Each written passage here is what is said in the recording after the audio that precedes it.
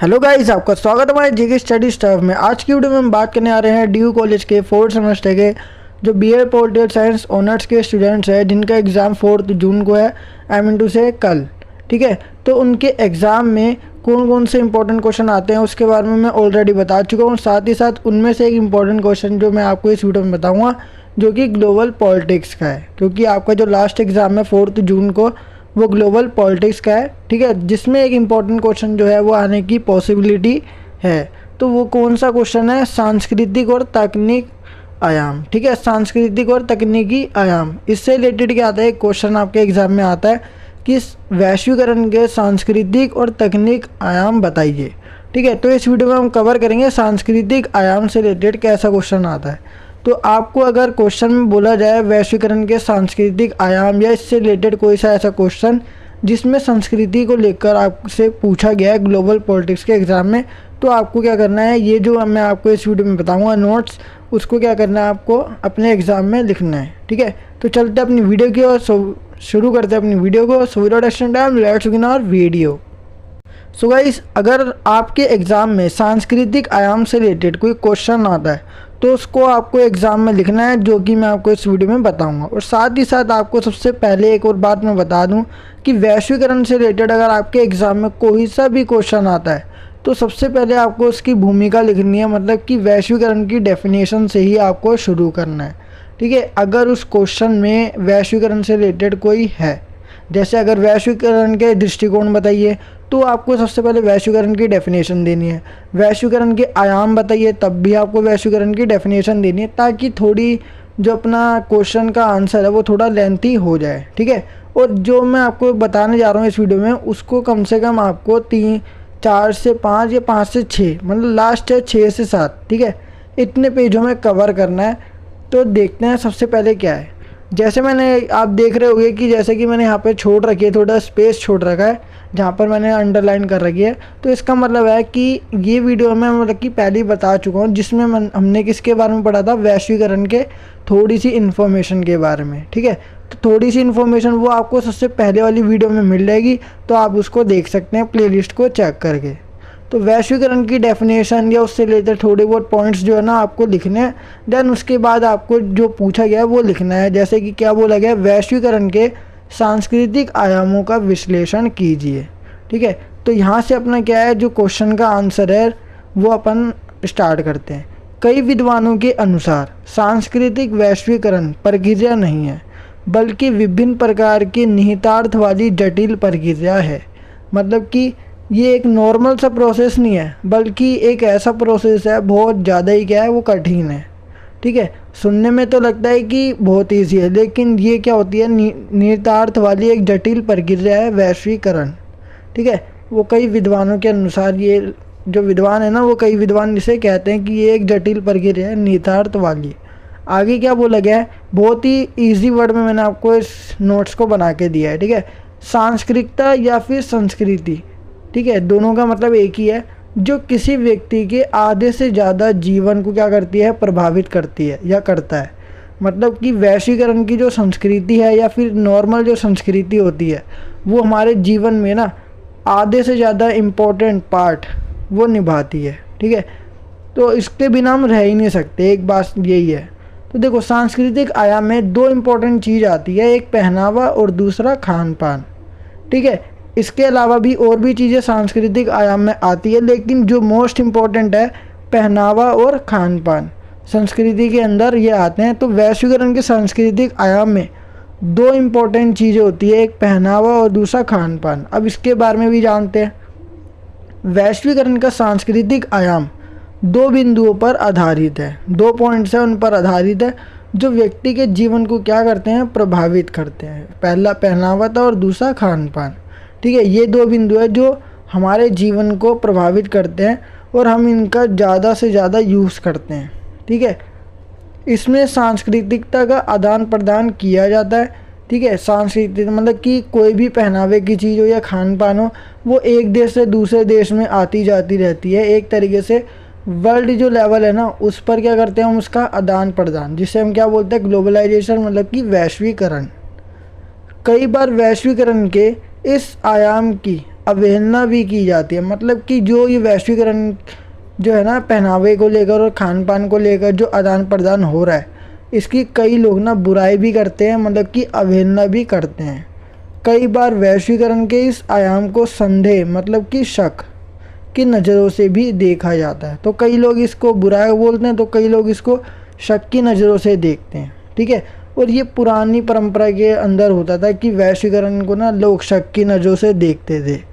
और आज भी क्या है, कुछ लोग ऐसे विद्यमान हैं जो इसको ना शक की नज़रों से देखते हैं, वैश्वीकरण को या वैश्वीकरण की जो सांस्कृतिकता है उसको लेकर।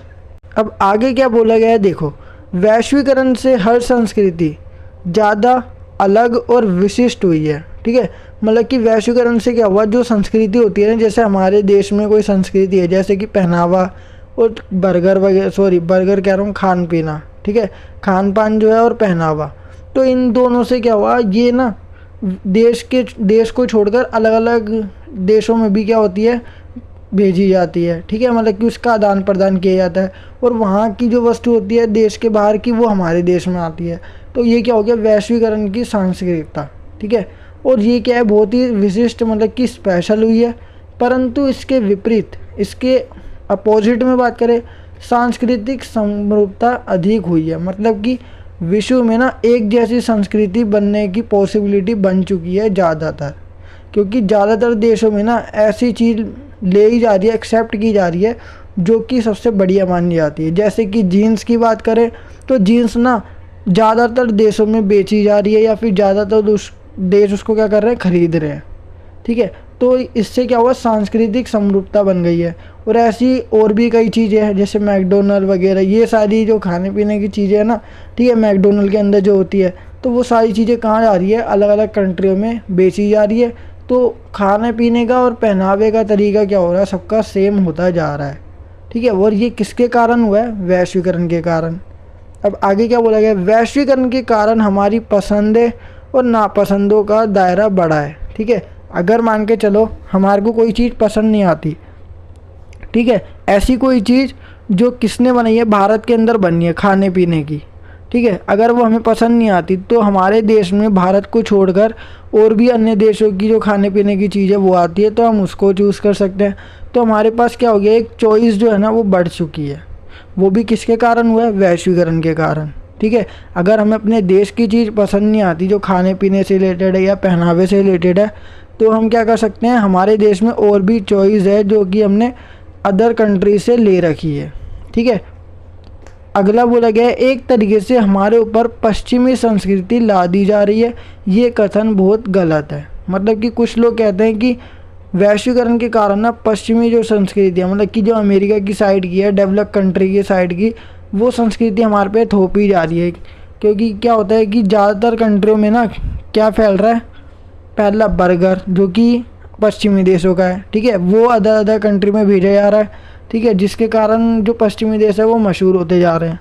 और दूसरा क्या, जीन्स, नीली जीन्स जो होती है वो भी पश्चिमी देशों की है। तो लोग ये कह रहे हैं कुछ लोग कि संस्कृति जो है ना पश्चिम की, वो हमारे पे ला दी जा रही है। तो ये कथन क्या है, बिल्कुल गलत है, क्योंकि सांस्कृतिक प्रभाव एक तरफा नहीं होते बल्कि वो दो तरफा होते हैं। दोनों तरफ क्या होता है, उसका कोई ना कोई प्रभाव पड़ता है। जैसे उदाहरण के लिए बोल रखा है, बर्गर जो है मसाला डोसा का स्थान नहीं ले सकता। बर्गर जो है मसाला डोसा का स्थान नहीं ले सकता, और ना ही मसाला डोसा बर्गर का स्थान ले सकता है, ठीक है। वह अपने स्थान पर रहेगा और कुछ लोगों की पसंद भी बना रहेगा, ठीक है। बर्गर और मसाला डोसा, जो मसाला डोसा पसंद करते हैं वो मसाला डोसा खाएंगे, जो बर्गर पसंद करते हैं वो बर्गर खाएंगे, ठीक है। तो वे अपने स्थान पर ना रहेंगे और कुछ लोगों की पसंद भी वो रहेगा जो बर्गर की बात हो रही है, ठीक है। इसी प्रकार अगर हम नीली जीन्स पहनते हैं तो पश्चिम में नीली जीन्स के लिए कुर्ता पहने हुए लोग भी मिल जाते हैं, ठीक है। जैसे हम भारत में नीली जीन्स है, ठीक है, किसने दिया है, पश्चिमी देशों ने। तो हमें बाहर के देशों में ना नीली जीन्स पर कुर्ता पहनते हुए भी हमें दिखाई देंगे, और कुर्ता हमारा कल्चर है, ठीक है। तो दोनों कल्चर कहीं ना कहीं क्या हो रहा है, लेन देन होते जा रहे हैं। इस तरह वैश्वीकरण के कारण सांस्कृतिक विभिन्नता से कहीं अधिक सांस्कृतिक समरूपता हुई है। तो कई लोगों का कल्चर जो है ना वो अदर अदर कंट्री में जा रहा है, जिसके कारण जो वैश्वीकरण के कारण संस्कृति है वो सबकी क्या होती जाती है, मिलती जुलती हो रही है, ठीक है। मतलब कि उसकी संस्कृति मेरी संस्कृति जैसी मिलती जा रही है। जैसे कि देश की संस्कृति है हमारे देश की भारत की, वैसी अमेरिका की संस्कृति जो है वो बनती जा रही है, ठीक है। आगे बोला गया है वैश्वीकरण के सांस्कृतिक परिणाम, ठीक है। मतलब कि वैश्वीकरण की जो सांस्कृतिक है उसके क्या क्या रिजल्ट रहे हैं वो हम जानेंगे अब। वैश्वीकरण से विश्व की संस्कृतियों को खतरा पैदा हो रहा है, ठीक है। विश्व की जो संस्कृति है ना, अलग अलग कंट्री की जो संस्कृति है उनको क्या हो रहा है, खतरा पैदा हो रहा है। कैसे? विश्व पर पश्चिमी संस्कृति लादी जा रही है। अभी जिसको हमने गलत सिद्ध किया था वही बात वहाँ पे रखी जा रही है, जो यहाँ पर हम रिजल्ट देख रहे हैं। विश्व पर पश्चिम की जो संस्कृति है, मतलब कि जो अमेरिका वगैरह जो ऐसे देश जो विकसित हो चुके हैं, ठीक है, और उनके पास टेक्नोलॉजी बहुत बढ़िया है, तो वो क्या करेंगे, बढ़िया बढ़िया चीज़ें बनाएंगे और बढ़िया बढ़िया चीज़ें बनाकर वो किसको बेचेंगे, अदर कंट्रीज़ में। तो उनके कारण क्या होंगे, वो और मशहूर होंगे क्योंकि उनकी चीज़ बढ़िया भी है, ठीक है, और लोग क्या करेंगे, उसे खरीदेंगे भी। विश्व पर पश्चिमी संस्कृति क्या हो रही है, फिर ला दी जा रही है। उदाहरण के लिए अमेरिका का प्रभाव क्यों देखने को मिलता है, क्योंकि उसके कारण क्या हुआ है, मैकडॉनल्डीकरण हुआ है, ठीक है। तो इसलिए ना अमेरिका का प्रभाव ज़्यादा है। अगली बात करते हैं, इससे विश्व की समृद्ध सांस्कृतिक धरोहर, मतलब कि पुरानी परंपराएं जो होती है ना, अलग अलग कंट्री की अलग अलग पुरानी परंपराएं होती है, वो धीरे धीरे क्या होती जा रही है, ख़त्म, जो कि समस्त मानवता के लिए खतरा है, ठीक है। लोग ना अपनी पुरानी परंपरा जो पहले से निभाते आ रहे हैं वो क्या करते जा रहे हैं, भूलते जा रहे हैं, ठीक है। किसके कारण, वैश्वीकरण के कारण। अगली बात, वैश्वीकरण का सकारात्मक सांस्कृतिक प्रभाव भी है। ये तो दो हमने जो पढ़े ये क्या थे, वैश्वीकरण के नकारात्मक प्रभाव थे, लेकिन सांस्कृतिक प्रभाव भी हमें देखने को मिलते हैं जो सकारात्मक या पॉजिटिव है, ठीक है। क्योंकि कभी कभी बाहरी प्रभाव से हमारी पसंद नापसंद का दायरा बढ़ता है, ठीक है। कभी मान के चलो अगर किसी व्यक्ति का कोई चीज़ खाने का मन नहीं करता तो वो दूसरी चीज़ खा सकता है जो कि देश के बाहर की हो, ठीक है। तो पसंद और नापसंद का दायरा क्या हो गया है, वैश्वीकरण से बढ़ गया है।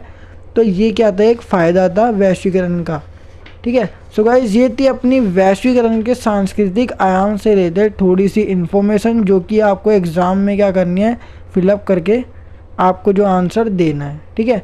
सो गाइस, इसके बाद हम बात करेंगे तकनीकी आयाम के बारे में थोड़ी ही देर में, और उसके ऊपर मैं नेक्स्ट वीडियो ज़रूर लेकर आऊँगा।